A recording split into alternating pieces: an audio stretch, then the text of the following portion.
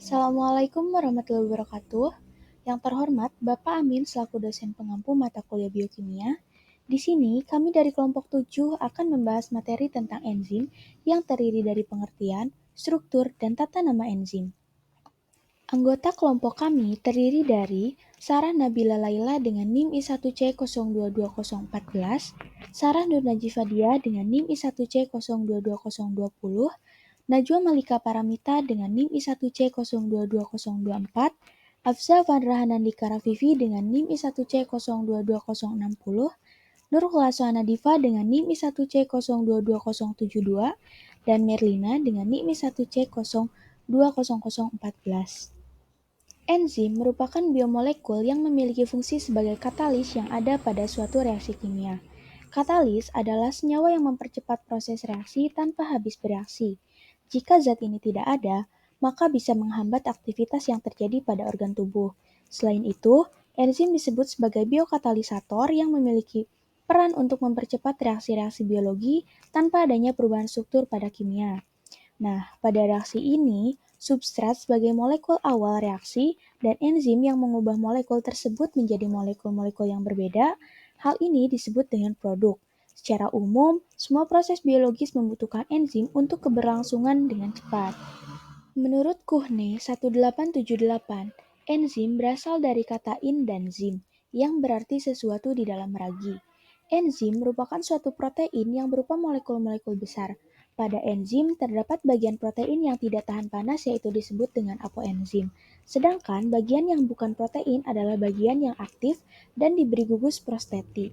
Biasanya berupa logam seperti besi, tembaga, seng, atau suatu bahan senyawa organik yang mengandung logam. Selanjutnya ada struktur enzim, di mana enzim memiliki molekul utama berupa molekul protein. Meskipun ada beberapa enzim yang juga memiliki bagian non-protein. Untuk struktur dari enzim sendiri itu ada kofaktor, koenzim, dan juga apoenzim. Apoenzim merupakan bagian protein dari enzim itu sendiri berupa bentuk tidak aktif dari enzim. Karena apoenzim merupakan bentuk tidak aktif dari enzim, maka apoenzim tidak memiliki aktivitas biologi sampai berikatan dengan kofaktor yang sesuai untuk menjadi aktif. Lalu berikutnya ada koenzim, di mana koenzim di sini merupakan molekul organik yang terlibat dalam proses katalisis enzim. Koenzim bertindak sebagai kofaktor yang mengikat sisi aktif dari enzim. Lalu yang terakhir ada kofaktor.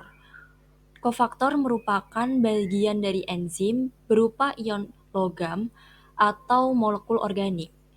Kofaktor sendiri berfungsi sebagai pusat katalisis primer, tempat mengikat substrat dan juga stabilitator agar enzim tetap aktif.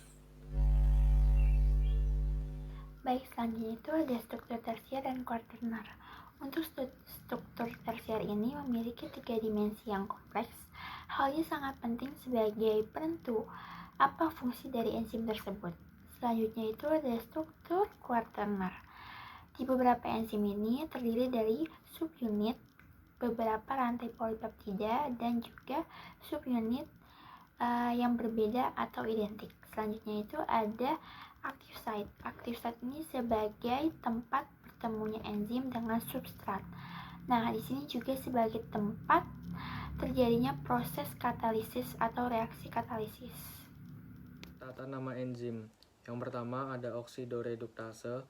Enzim golongan oksidoreduktase berfungsi mengkatalisis reaksi pemindahan elektron dari gugus CH dengan OH rangkap 1, CH dengan CH rangkap 1, C dengan O rangkap 2, CH dengan NH2 rangkap 1, dan CH dengan NH rangkap 2. Yang kedua ada transferase. Enzim golongan transferase berfungsi mengkatalisis reaksi pemindahan gugus 1 karbon residualdehid atau keton, gugus yang mengandung asil, alkil, glikosil, fosfor atau sulfur. Yang ketiga ada hidrolase. Enzim golongan hidrolase ialah enzim yang mengkatalisis hidrolisis ikatan ester, peptida, glikosil, anhidrida, C dengan C rangkap 1, C dengan halida rangkap 1, atau P dengan N rangkap 1. Tata nama enzim selanjutnya adalah golongan liase, di mana enzim golongan liase itu adalah enzim yang mengkatalisis penarikan gugus dari substrat yang menyebabkan timbulnya ikatan ganda atau reaksi sebaliknya. Enzim liase bekerja dengan ikatan karbon dengan karbon, karbon dengan oksigen, karbon dengan nitrogen, karbon dengan sulfur, dan karbon dengan halida. Untuk penulisan namanya sendiri itu secara sistematis ditulis menurut substrat gugus liase. Pada digit kedua itu menunjukkan berupa ikatan yang diputus seperti karbon dengan karbon, karbon dengan oksigen, karbon dengan nitrogen, dan karbon dengan sulfur. Dan pada digit ketiga itu menunjukkan gugus yang dihilangkan seperti gugus karboksilat, gugus aldehid, dan gugus asam keton. Selanjutnya itu tata nama enzim golongan isomerase, di mana enzim golongan isomerase itu mengkatalisasi interkonferensi isomer-isomer optik, geometri atau posisi. Untuk penulisan nama enzimnya itu pada digit kedua itu menunjukkan jenis reaksinya, seperti resemisasi atau empirosasi, isomerisasi cistan, oksidoredukasi intramolecular, dan reaksi transfer intramolekuler. Sedangkan pada digit ketiga itu menunjukkan jenis molekul yang mengalami isomerisasi seperti asam amino, asam hidroksi, dan karbohidrat. Selanjutnya itu ada tata nama enzim ligase. Enzim golongan ligase itu mengkatalisis penggabungan dua senyawa diikuti oleh pemecahan ikatan profosfat dalam ATP atau senyawa sejenis. Golongan ligase adalah enzim yang mengkatalis reaksi pembentukan ikatan karbon dengan oksigen, karbon dengan sulfur, dan karbon dengan karbon. Untuk penulisan nama enzimnya pada digit kedua itu menunjukkan jenis ikatan yang dibentuk, yaitu karbon dengan oksigen, karbon dengan sulfur, karbon dengan nitrogen, atau karbon dengan karbon. Sedangkan pada digit ketiga itu menunjukkan ikatan yang terbentuk lebih lanjut. Dari materi yang sudah dijelaskan, didapatkan kesimpulan bahwa enzim merupakan katalisator pada suatu reaksi kimia.